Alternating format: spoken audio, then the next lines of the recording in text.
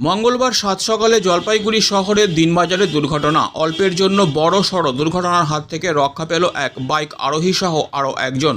জানা গেছে, এদিন সকালে দিনবাজার এলাকায় একটি 10 চাকার লরি আসার সময় একটি বাইক আরোহী সহ আরও একজন সেই 10 চাকার লরির ভেতরে হঠাৎই ঢুকে যায়।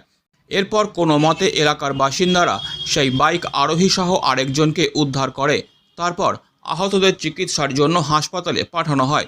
তবে আহতদের শারীরিক অবস্থা স্বাভাবিক বলেই জানা গেছে। বাইকটি লরির ভেতরেই আটকে ছিল। এই ঘটনায় ক্ষিপ্ত হয়ে কয়েকজন গাড়িটিতে ভাঙচুর চালায় এবং বিক্ষোভ দেখায়। ফলে বেশ কিছু সময় দিনবাজার এলাকায় যানজট পরিস্থিতি তৈরি হয়।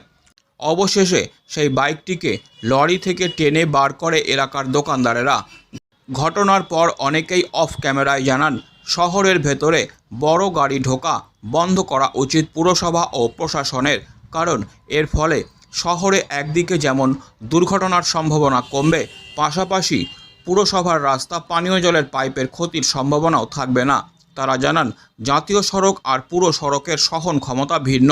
তাই জাতীয় সড়কের গাড়ি পুরো সড়কে ঢুকলে সড়কের নানাবিধ ক্ষতি হয়ে থাকে। তাই জাতীয় সড়ক থেকে শহরে ঢোকার মুখে ছোট গাড়িতে করে মাল শহরে আনার ব্যবস্থা করা উচিত প্রশাসনের। দাদা, আপনারা তো ছিলেন, কি হয়েছিল আসলে? দাদা, আমি তো ছিলাম না, আমি আসছি। আমরা আসলাম এখন। কি দেখলেন এসে? এই এসে দেখলাম কাঠটা ভাঙা, আর কি দেখলাম আর কি। বাইক আমি তো এখন জাস্ট মানে বাইক গাড়ির মধ্যে আটকে ছিল, আটকা ছিল, বাড়ি করলো দেখলাম।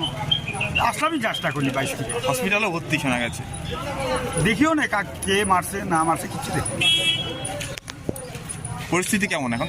অনেকক্ষণ তো রাস্তা আটকে বলতে ছিল। পারবো না দাদা, বলতে পারবো না।